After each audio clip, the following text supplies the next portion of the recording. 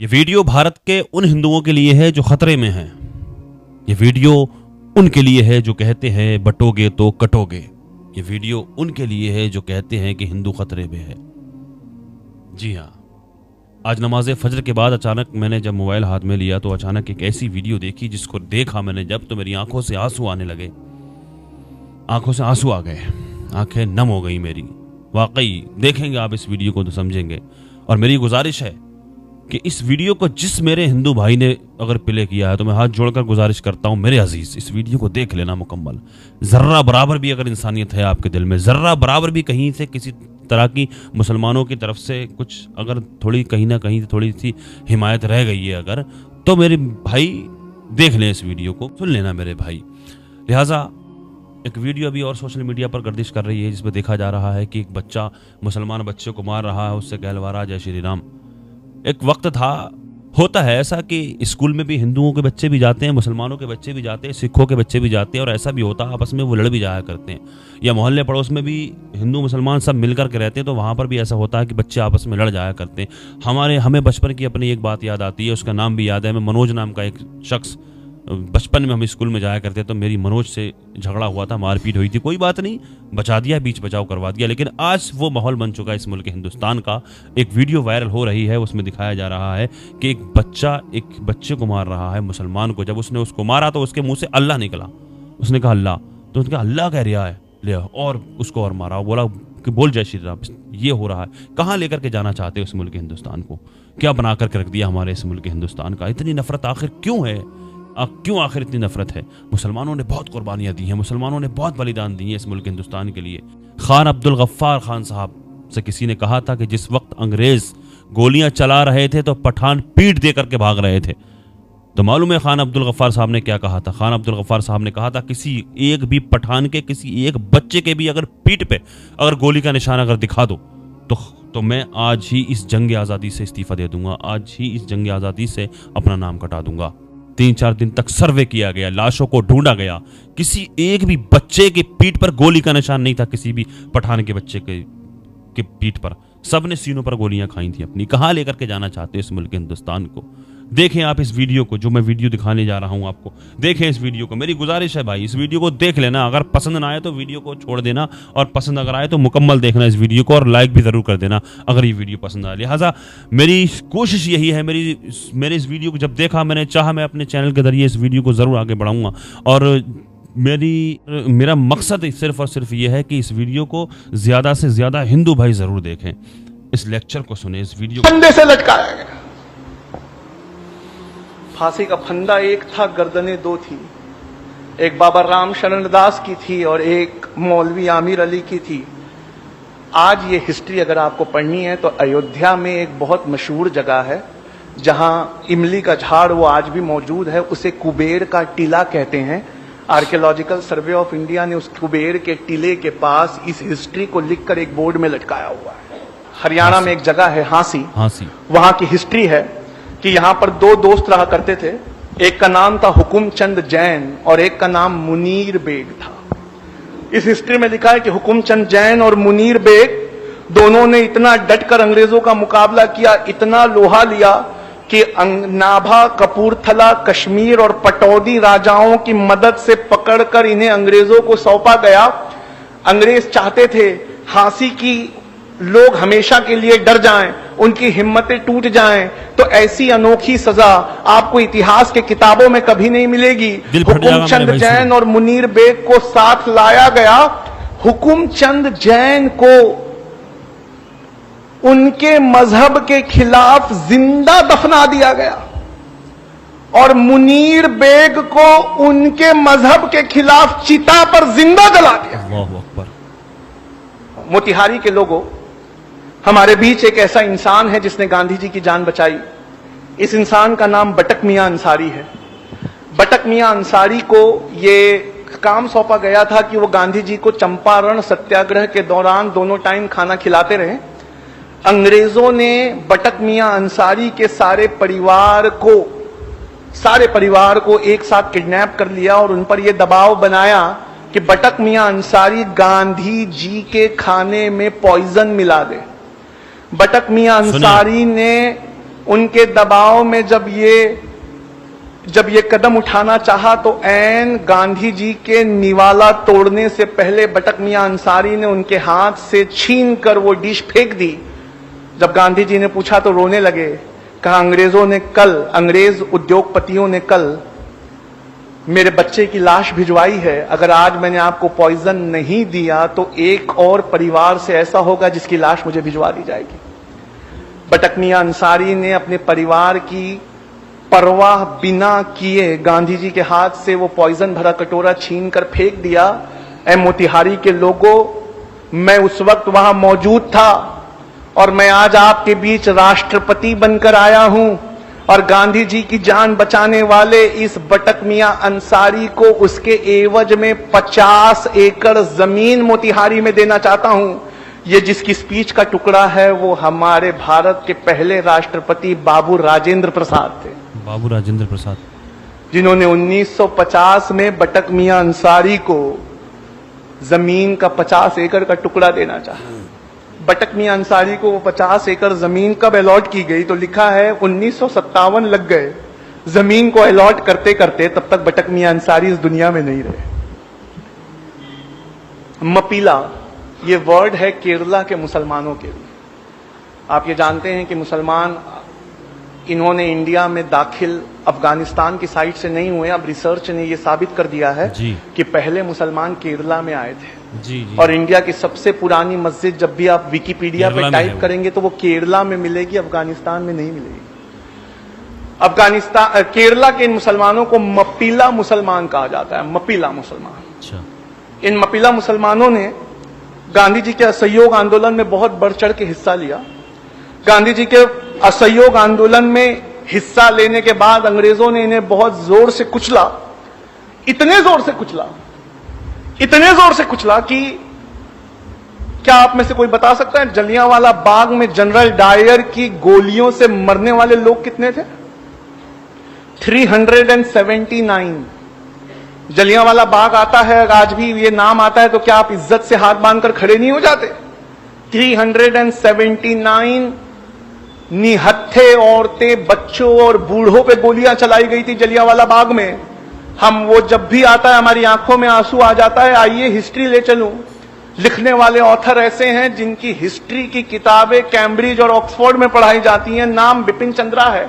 Chapter है 17th chapter, उसका नाम ही मपीला रेबेलियन है। मपीला रेबेलियन में लिखते हैं कि मपीला मुसलमानों को गांधी जी का साथ देने के लिए 1921 में यह कीमत चुकानी पड़ी कि अंग्रेजों के रिकॉर्ड के मुताबिक 2337 मपीला मुसलमानों को फांसी दी गई। मैं इनके जो लीडर थे उनका नाम था हाजी कुन मोहम्मद। मैं उनसे मिल चुका हूं। उन्होंने बताया है कि गैर सरकारी रिकॉर्ड में 45,404 मपीला का नाम है। लोगों, इसमें एक जगह थी बेल्लारी ट्रेन ट्रेजेडी। इस बेल्लारी ट्रेन ट्रेजेडी में यह हुआ था कि 127 मुसलमानों को, क्रांतिकारी मुसलमानों को बिना खिड़की वाली एक वैगन में भरकर थिरूर से बेल्लारी भेजा जा रहा था। बिना खिड़की वाली इस वैगन, छोटी सी वैगन थी, उसमें 127 मुसलमान भरे हुए थे। बीच का एक स्टेशन कोयम्बटूर पहुंचते पहुंचते 70 मुसलमानों ने दम तोड़ दिया। और इनकी पोस्टमार्टम रिपोर्ट में लिखा है इनटॉलरेबल सफोकेशन, यानी असहनीय घुटन के वजह से ये मौत हुई। बिना खिड़की की आखिरी इंसान जिसके बारे में मैं आज आपको बताना चाहूंगा वो अशफाकुल्ला खान थे।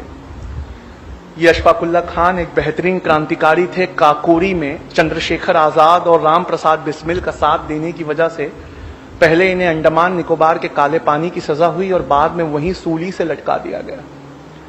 अशफाकुल्ला खान से मिलने जब उनका परिवार पहुंचा तो वो बेतहाशा रोने लगा और परिवार उत्तर प्रदेश में मिलने पहुंचा एक दिन पहले जब उन्हें काले पानी भेजा जा रहा था। अशफाकुल्ला खान ने उनके बहते हुए आंसुओं को देखा और देखकर आंसू पोंछते हुए कहा, ऐ मेरे घर वालों, तुम इन आंसुओं को रोक लो। क्या तुम्हें इस बात की खुशी नहीं है कि हर साल जब आजादी का दिन आएगा तो राम प्रसाद बिस्मिल, कन्हैया लाल और खुदीराम बोस के साथ उसी सांस में तुम्हारे भाई अशफाकुल्ला खान का भी नाम लिया जाए। अब तो मिटाया जा रहा है नाम सबका।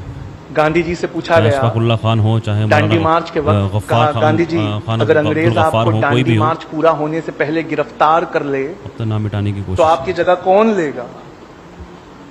इतिहास में नाम दर्ज है, गांधी जी ने कहा अगर दांडी पहुंचने से पहले मुझे अंग्रेज सरकार गिरफ्तार कर ले तो मेरी जगह अब्बास तैयब जी लेंगे। और गांधी जी कहते हैं अब्बास देखना जब मैं जेल चला जाऊं तो तुम्हारे मुट्ठी से नमक ना छूटे। 1932 में गांधी जी को नमक आंदोलन के लिए अरेस्ट किया गया तो हजारों की तादाद में पठान निकल कर आए और खड़े हो गए। इतनी हजारों की तादाद देखकर अंग्रेज डर गए और अंग्रेज पेशावर से भाग गए। 2 दिन बाद वो गढ़वाली रेजिमेंट लेकर लौटे तो किस्सा खानी बाजार में सारे के सारे पठान 10 से मस नहीं हुए। तस्वीरें लगी, गढ़वाली रेजिमेंट से कहा इन पर गोलियां चलाओ। गढ़वाली रेजिमेंट के जवानों ने बंदूकों को लोड किया, देखा सबसे सामने की सफ में पठानों के बच्चे लगे हुए हैं और उन बच्चों के बीच उनका लीडर खड़ा था, उसका नाम था खान अब्दुल गफ्फार खान साहब। अंग्रेज ने कहा कि ये खान अब्दुल गफ्फार खान, हथियार तो पठानों का जेवर होते हैं, तुम्हारे हथियार कहाँ है? कहा हमने गांधी से वादे के चलते अपने जेवर को उतार के फेंक दिया। कहा गांधी से वादा किया है हथियार तो छोड़ो हाथ तक नहीं उठाएंगे। ये फोटो वहां जमा लोगों की फोटो आज भी गूगल और विकिपीडिया पे मौजूद है। बिल्कुल। सामने की 2 सफ में बच्चे खड़े हैं और पीछे हजारों की तादाद में पठान, सब पठान। फिर अंग्रेजों गढ़वाली रेजिमेंट ने अपनी बंदूकें लोड की, इससे पहले गोली चलाती। गढ़वाली रेजिमेंट ने बंदूक ये कहकर फेंक दी हमारे देश में एक जलियांवाला बाग काफी है, निहत्तों पे हम गोली नहीं चलाएंगे। अंग्रेजों ने खुद साख्ता बंदूकें उठाई, 207 लोग मारे गए। अल्लाह अकबर। आप जानते हैं भारत सरकार ने उन्हें क्या इज्जत दी है खान अब्दुल गफ्फार खान को? मरणोपरांत यानी मरने के बाद भारत रत्न पुरस्कार से सवारा। खान अब्दुल गफ्फार खान का टाइटल है सीमा अंत गांधी यानी फ्रंटियर गांधी। उनको जो प्लाक मिला था भारत रत्न पुरस्कार, ये जो इंडिया का सबसे बड़ा पुरस्कार है, उन्हें दिया गया जबकि वो अफगानी थे, पर अफगानिस्तान उस वक्त इंडिया का जी। उस प्लाक में से मैं पढ़ता हूं, उस प्लाक पे भारत सरकार ने क्या लिखा है। उस प्लाक में ये लिखा हुआ है कि किस्सा ख्वानी बाजार के दिन अपनी बहादुरी, दिलेरी और गांधी जी से चलते वादे के मुताबिक हिंसा के विरोध में अपने हथियारों को फेंक देने की वजह से और 90 साल की अपनी जिंदगी में से 45 साल जेल में गुजारने की वजह से सीमांत गांधी खान अब्दुल गफ्फार खान को भारत सरकार भारत रत्न से नवाज। डीएनए ये एक न्यूज़पेपर है जो मुंबई में निकलता है, इसके आफ्टरनून एडिशन को टाइप करिए, उस पर लिखिए मीर उस्मान अली डीएनए। गूगल पे टाइप करके जैसे ही आप एंटर करेंगे अखबार की ये पेपर कटिंग खुलेगी जिसमें लिखा है 1965 में पाकिस्तान से हो रही लड़ाई के वक्त इंडिया के पास पैसे की कमी पड़ गई थी, तो भारत के प्रधानमंत्री लाल बहादुर शास्त्री ने ये अपील करी थी और अपील कर कर ये कहा था कि ये लोगों आगे बढ़कर चंदा दो नेशनल डिफेंस फंड में। मीर उस्मान अली ये उस समय हैदराबाद के निजाम थे, उनसे जब लाल बहादुर शास्त्री की अपील को सुना तो उन्होंने फोन किया लाल बहादुर शास्त्री से, कहा sir I want to meet you, आप हमारे हैदराबाद में आइए। कहा देखते नहीं वार चल रहा है। कहा सर उसी के जिम्मन में मिलना है, मेरे पास फोटो मौजूद है, आप असरा के व्हाट्सएप ग्रुप से जुड़िए, मैं आपको वो फोटो फॉरवर्ड करता हूं। लाल बहादुर शास्त्री हाथ मिलाते हुए मीर उस्मान अली से, क्या आप जानते हैं 1965 में पाकिस्तान के खिलाफ लड़ाई के लिए इंडिया के इतिहास का सबसे बड़ा चंदा दिया गया था। 2015 तक वो रिकॉर्ड टूटा नहीं है जी। इंडिया का सबसे बड़ा चंदा मीर उस्मान अली ने 5000 किलो सोना दिया। सुभान अल्लाह। 5 टन सोना लाल बहादुर शास्त्री के हवाई जहाज में बेगम पेठ एयरपोर्ट हैदराबाद में लादते हुए फोटो डीएनए अखबार ने छापी है। और इस रिपोर्ट को अप्रैल की 13 तारीख 2015 को द हिंदू नेशनल अखबार है, उसने फ्रंट पेज पर इस हेडिंग के साथ छापा है, close fist open handed Mir Usman Ali. 5 ton यानी 5000 किलो सोना, ये वो चंदा है जिस चंदे को आज तक किसी ने क्रॉस नहीं किया।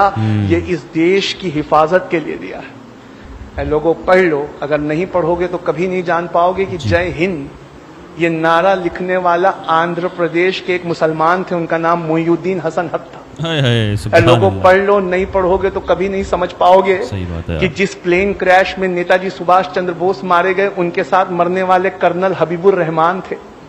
लोगों पढ़ लो, अगर नहीं पढ़ोगे तो कभी नहीं जान पाओगे कि तुम्हारे बुजुर्गों ने क्या क्या इतिहास में लुटाया है। किसी और की कोई गलती नहीं है, उल्टा मुसलमान कौम को हिंदू कौम का कर्जदार होना चाहिए कि हमारी हिस्ट्री को उन्होंने किताबों में बचा कर रखा जी। हमने अपनी हिस्ट्री के लिए कुछ नहीं किया। वक्त काफी हो चुका है, मैं इस बात को अपनी यहीं खत्म करता हूं और प्रोग्राम के बाद मैं घर नहीं जाने वाला, मैं यहीं बैठा हूं। आप आके मुझसे ये सबूत देख सकते हैं। वो मालैन सुभान अल्लाह, सुभान अल्लाह। पता नहीं कौन है, बहुत अच्छी ज़बरदस्त स्पीच थी, मैंने सुबह सुनी थी ये, तो मुझे लगा ये मुझे अपने चैनल के ज़रिए आप लोगों तक पहुंचानी चाहिए। और ये हो सकता है मैंने पहली बार सुनी थी आज, तो आपने भी आज इसको पहली बार सुना हो। कमेंट सेक्शन में ज़रूर अपनी राय बताएं इस वीडियो के बारे में। आपको ये वीडियो कैसी लगी, आखिर तक किसने इस वीडियो को देखा सुना। और ख़ास करके हिंदू भाई अगर मेरे इस वीडियो पर आए हैं तो उन्होंने सुना है अगर इस वीडियो को, तो वो कमेंट करके ज़रूर जाएँ। अल्लाह की बारगाह में दुआ है, अल्लाह पाक हिदायत अता फरमाए, समझ अता फरमाए। अल्लाह पाक हमारे इस मुल्क में अमन और सुकून कायम फरमाए। अल्लाह पाक हिंदू मुस्लिम भाईचारा कायम फरमाए। अल्लाह तबारक व तआला हमारे इस मुल्क में खूब अमन सुकून अता फरमाए। अल्लाह पाक हमारे इस मुल्क को दुश्मनों की नज़रों से बचाए। अल्लाह तबारक व तआला दुनिया के तमाम मुसलमानों की इज़्ज़त व आबरू की, जान और माल की हिफाजत फरमाए। अस्सलामु अलैकुम व रहमतुल्लाहि व बरकातुहू।